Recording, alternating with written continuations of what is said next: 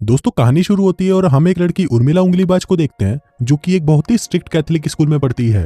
ये स्कूल इतना ज्यादा स्ट्रिक्ट था कि यहाँ पर लड़कियों की स्कर्ट को स्केल से नापा जाता था। उर्मिला एक बहुत ही सीधी सादी लड़की थी जिसे नई नई चीजों को एक्सप्लोर करना बहुत पसंद था। फिर स्कूल में सेक्स एजुकेशन की क्लास होती है जहां हम विनोद भकलंडी नाम के एक टीचर को देखते हैं जो अपने स्टूडेंट्स को बता रहा होता है कि शादी से पहले मजदूरी करना पाप है। मजदूरी सिर्फ बच्चा पैदा करने के लिए की जाती है, इसलिए इसे शादी के बाद ही करना चाहिए। तभी एक हरामी लड़का पूछता है तो सर हाथ गाड़ी का क्या? विनोद भकलंडी कहता है कि क्या तुम हाथ गाड़ी से बच्चा पैदा कर सकते हो? तभी वहां बैठी एक लड़की कहती है कि नहीं सर, उसके लिए तो इसे मेरी गुफा में एंट्री लेनी होगी। विनोद कहता है एग्जैक्टली, इसलिए एक से ज्यादा शादी करना या शादी से पहले मजदूरी या हाथ गाड़ी चलाना गॉड के प्लान के खिलाफ है और ये याद रखना कि गॉड हमेशा तुम्हें देख रहा है। फिर क्लास के बाद उर्मिला की बेस्ट फ्रेंड लौरा उसके पास आती है और कहती है कि मैं स्कूल के ये नियम मानकर परेशान हो चुकी हूँ। उर्मिला पूछती है कि क्या तुम्हें पता है कि शादी से पहले उंगली करना पाप है? लौरा कहती है अच्छा, फिर जो तुम चाची की चोली में आतंक वाली मूवी देखकर उंगली करती हो वो भी करना एक पाप है। इस पर उर्मिला उंगलीबाज कहती है कि ये तो बस मेरी ठरक है, कोई पाप नहीं। फिर स्कूल के बाद उर्मिला घर आती है और अपने कंप्यूटर में मजदूरी हब वाली वेबसाइट खोलकर लोगों से चैट करने लगती है। इसी दौरान उसके पास धूमचुत्तड़ 1956 नाम का एक डीएम आता है जो उसे अपने 8 इंच के घोड़े की फोटो सेंड करता है। तभी उर्मिला उसे देखते ही अपनी विंडो को बंद कर देती है, लेकिन फिर कुछ देर बाद उसे फिर से उस घोड़े को देखने की इच्छा होती है और फिर वो जूम कर करके उसके घोड़े को निहारने लगती है। तभी उस आदमी का मैसेज आता है जिसमें लिखा हुआ था CGG, जिसका मतलब था चूचे दिखाओ, गुफा दिखाओ और गण दिखाओ। उर्मिला थोड़ा सोचती है और उसे जवाब देती है कि गण मरा। फिर वो आदमी उससे उसकी पिक मांगता है तो उर्मिला अपनी जगह अपनी एक दोस्त की फोटो भेज देती है। अब उसकी पिक देखते ही उस आदमी का खड़ा हो जाता है और फिर वो उर्मिला उंगलीबाज के साथ गंदी गंदी बातें करना शुरू कर देता है। अब इन बातों से उर्मिला के अंदर भी ठरक जागना शुरू हो जाती है, इसलिए वो तुरंत अपनी स्कर्ट के अंदर हाथ डालती है और अपनी गुलाब की पंखड़ियों को छूना शुरू कर देती है। अब वो अंदर एंट्री करने ही वाली थी कि तभी उसकी मॉम की आवाज आती है और वो कंप्यूटर बंद करके वहां से चली जाती है। फिर अगले दिन स्कूल में लंच के दौरान डामर नाम की एक लड़की उर्मिला के पास आती है और उसे कहती है कि मुझे तो विश्वास ही नहीं हो रहा कि तुमने लौरा की पार्टी में पप्पू पंचोली का मुंह में लिया था। अभी सुनकर लौरा शॉक्ड हो जाती है और उससे पूछती है कि क्या तुमने सच में उस रात पप्पू पंचोली का मुंह में लिया था? उर्मिला उसे कहती है कि काली हूत पागल हो गई है क्या, मैंने ऐसा कुछ भी नहीं किया। डामर कहती है कि अब तो ये बात पूरे स्कूल में फैल चुकी है, जिसके बाद वो वहां से चली जाती है। इसके बाद उर्मिला एक चॉकलेट रैपर निकालकर उसे चाटने लगती है, जिसे देखकर कुछ लड़के हंसने लगते हैं और उसे कहते हैं कि थोड़ा हमारा भी तो चाट लो। अब वो मजदूरी वाली चैट करने से उर्मिला अपने आप में गिल्टी फील करने लगी थी, इसलिए वो गॉड के पास जाकर उनसे माफी मांगती है। इसके बाद हम देखते हैं कि स्कूल के सभी स्टूडेंट्स को एक रिट्रीट पर ले जाया जाता है जहां पर जाने से उनके सारे पाप धुल जाएंगे और वो सभी गॉड के और भी पास पहुंच जाएंगे। तभी वहां पहुंचते ही उर्मिला उंगलीबाज की नजर एक लड़के पर पड़ती है और वो लौरा से पूछती है कि ये कौन है। लौरा कहती है कि बोली कि तू इसे नहीं जानती, ये स्कूल का फुटबॉल टीम का कैप्टन है बुल्ला, जिसका बड़ा है लुल्ला। अब बुल्ला इतना ज्यादा हैंडसम था कि उसे देखते ही उर्मिला उस पर फिदा हो जाती है। तभी चुसेड़ी चमेली नाम की एक लड़की उसके पास आती है और उन्हें उनका रूम दिखाती है। वो कहती है कि यहाँ पर फोन और घड़ी अलाउड नहीं है, इसलिए वो तुम मेरे पास जमा करा दो। अब उर्मिला उसे अपनी घड़ी तो दे देती है, लेकिन अपने फोन को वो अपने बैग में ही छुपा लेती है।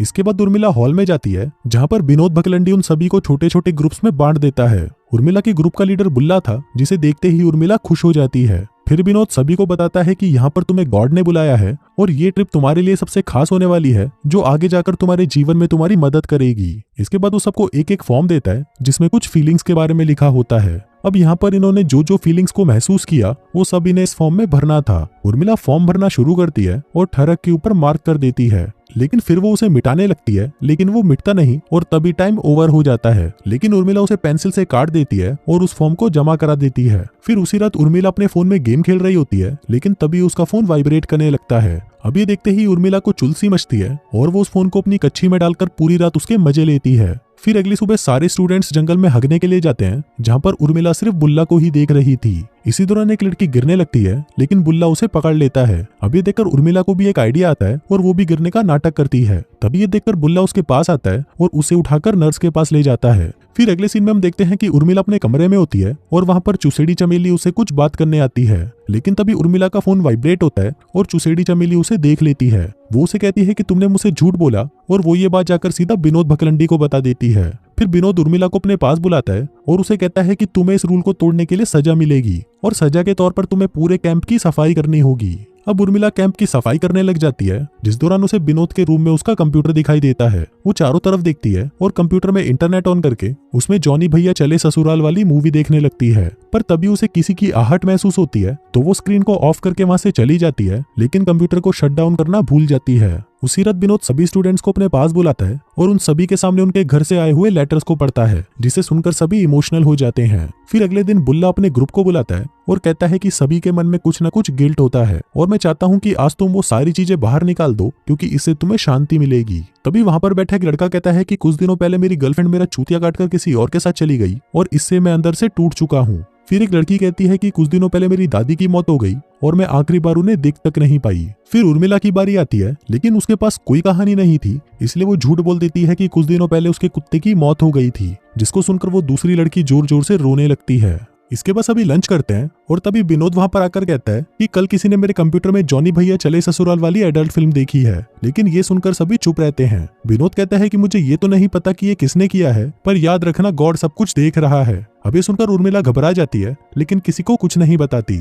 इसके बाद विनोद उर्मिला को अकेले में बुलाता है और कहता है कि गॉड के साथ तुम्हारा रिलेशन कैसा है। उर्मिला कहती है कि फर्स्ट क्लास। विनोद कहता है तो फिर तुमने फॉर्म में ठरक क्यों भरा था। उर्मिला कहती है कि मैं कुछ महीनों पहले ये फील कर रही थी। विनोद पूछता है कि क्या तुम अभी भी ऐसा फील कर रही हो, जिस पर वो कहती है कि नहीं। इसके बाद जब उर्मिला सफाई कर रही होती है, तभी पप्पू पांचोली वहां पर आता है और कचरा नीचे फेंक देता है। उर्मिला कहती है कि छड़ी के तेरी प्रॉब्लम क्या है। पप्पू पांचोली कहता है कि तेरी वजह से मेरा ब्रेकअप होते होते बचा। उर्मिला पूछती है कि मैंने क्या किया, बल्कि नाम तो मेरा खराब हुआ है, जबकि मैंने ऐसा कुछ किया भी नहीं। लेकिन तभी विनोद वहां पर आता है और पप्पू पांचोली को अपने साथ ले जाता है। फिर सफाई करते वक्त उर्मिला को वहां पर एक बैंड मिलता है जिसमें पप्पू पांचोली का नाम लिखा था और वो उसे अपने पास रख लेती है। इसके बाद जब वो किचन में सफाई करने जाती है, तभी उसकी नजर खिड़की से बाहर पड़ती है और जो वो देखती है वो देखकर उसकी फटकर 464 हो जाती है। वो देखती है कि चुसेड़ी एक लड़के को किस कर रही है, जिसके बाद वो नीचे जाकर उसका गन्ना भी चूसती है। अब ये देखकर उर्मिला ये बात जाकर लौरा को बताती है, लेकिन लौरा उसकी बातों पर बिलीव नहीं करती और उसे कहती है कि तुम्हें शर्म आनी चाहिए चुसेड़ी जैसी पवित्र लड़की के बारे में ऐसी अफवाहें फैलाकर। उर्मिला उसे कहती है कि नहीं, वो सच में कर रही थी।